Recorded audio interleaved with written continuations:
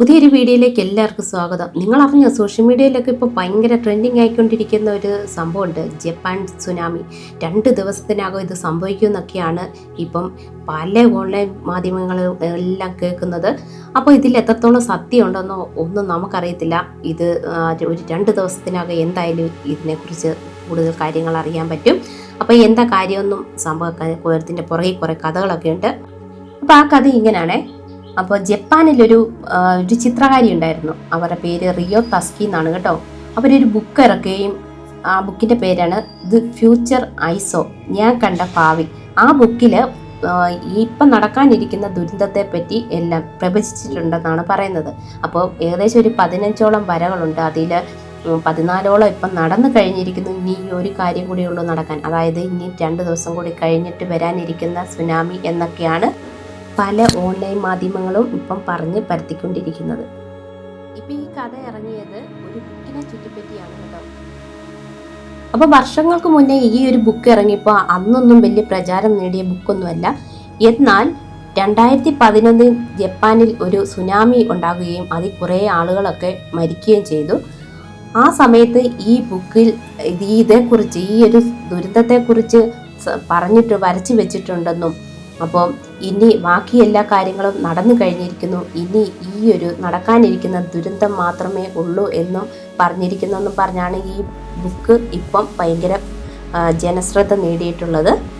നമുക്കും ഇത് കേട്ടറിവ് മാത്രമേ ഉള്ളൂ കേട്ടോ. ഒരു പക്ഷെ നിങ്ങൾക്കും ഇങ്ങനെ ഇപ്പോൾ കേട്ടിട്ട് ഒരു ചിന്ത അവിടുന്ന് ഇവിടുന്ന് ഒക്കെ കേട്ട് കഴിയുമ്പോൾ നമ്മുടെ ചിന്തയിലൊരു ഇത് കയറിക്കൂടാ, എങ്ങാനും ഇനി സുനാമിയോ മറ്റോ വരുമോ, ജപ്പാനിലുണ്ടാകുമോ. അപ്പോൾ ഈ പ്രവചിച്ച പോലെ സംഭവിക്കാൻ ഇനി 2 ദിവസം കൂടിയേ ഉള്ളൂ. അപ്പോൾ അത്രയും ദിവസം കൂടി നമുക്ക് കാത്തിരിക്കാം ഇതിൻ്റെയൊക്കെ എൻഡിങ് എന്താണെന്ന് അറിയാനായിട്ട് കേട്ടോ. ഇങ്ങനൊരു കഥ ഇറങ്ങിയതോടുകൂടി ജപ്പാൻകാർക്ക് ഭയങ്കര നഷ്ടമാണ് ഉണ്ടായിരിക്കുന്നത് കേട്ടോ. ഇത് ഉള്ള കാര്യമാണ്. ജപ്പാനിലേക്കുള്ള വിസയിൽ വളരെയധികം ഒരു 80% കുറവ് സംഭവിച്ചേക്കുന്നു എന്നാണ് അറിയാൻ പറ്റിയത്. ഇതേപോലെ തന്നെയുള്ളൊരു സംഭവമാണ് നിങ്ങൾ ഈയിടെ കേട്ട് കാണും. ഈ അടുത്ത കാലത്തായിട്ടേ കടലിന്റെ അടിത്തട്ടിൽ, അതായത് സമുദ്ര ഉപരിതലത്തിൽ നിന്നും 656 മുതൽ 3200 അടി വരെ താഴ്ചയിൽ ജീവിക്കുന്ന ഒരു ഓർ എന്ന മത്സ്യത്തെ തമിഴ്നാട്ടിലെ ഒരു മീൻപിടുത്തക്കാരുടെ കയ്യിലൊക്കെ കിട്ടിയെന്ന്. അതൊക്കെ സത്യം തന്നെയാണ്, കിട്ടിയായിരുന്നു. മനുഷ്യന് വളരെ അപൂർവമായിട്ട് മാത്രമേ ഇവയെ കാണാൻ കിട്ടത്തുള്ളൂ. ഏകദേശം ഒരു 30 അടിയോളമൊക്കെ നീളം ഉണ്ടാകും. ജീവിച്ചിരിക്കുന്നതിനെ വെച്ച് ഏറ്റവും നീളം കൂടിയ അസ്ഥി മത്സ്യമാണ് കേട്ടോ. ഇവയെ കഴിക്കാനൊന്നും പറ്റത്തില്ല. കഴിക്കാതിരുന്നെങ്കിൽ മനുഷ്യൻ എന്നെ പോയി പിടിച്ചാനല്ലേ. സുനാമിയുടെ കാര്യം പറഞ്ഞ പോലെ തന്നെയാണ് കേട്ടോ. ഈ ഒരു ഓർഫിഷ് വരുന്നത് വലിയ കൊടുങ്കാറ്റ്, ഭൂകമ്പം, സുനാമി ഇവയൊക്കെ ഉണ്ടാകുന്ന നാശത്തിന്റെ വലിയ സൂചനയാണെന്നൊക്കെയാണ് കുറേ ആൾക്കാരുടെ വിശ്വാസം.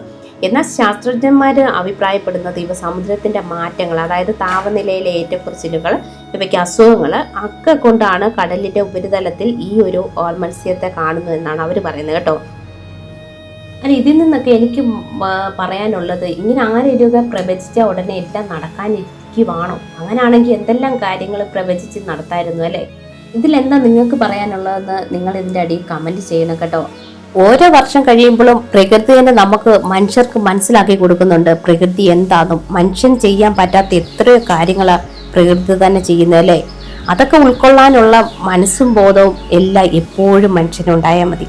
അപ്പോൾ ഇന്നത്തെ വീഡിയോ തീരാൻ പോകും. അപ്പോൾ നിങ്ങൾ ഇതുപോലെ പ്രോത്സാഹന സമ്മാനമൊക്കെ ഉണ്ടെങ്കിൽ കമൻ്റായിട്ട് രേഖപ്പെടുത്തണം, ലൈക്കൊക്കെ ചെയ്യണം. എല്ലാവരും സപ്പോർട്ട് കൊണ്ട് മാത്രമേ നമ്മുടെ വീഡിയോ ഒക്കെ മുന്നോട്ട് പോകത്തുള്ളൂ.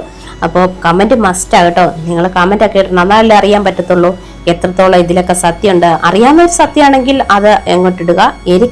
ഞാൻ കയറി പല ഓൺലൈൻ ചാനലുകളുടെയും ഗൂഗിളിൻ്റെ അകത്തൊക്കെ സെർച്ച് നടത്തിയിട്ടേക്ക് എനിക്കിത് കൂടുതലായിട്ടൊന്നും മനസ്സിലായിട്ടില്ല. അപ്പോൾ അടുത്ത വീഡിയോ കാണാം. Okay, by.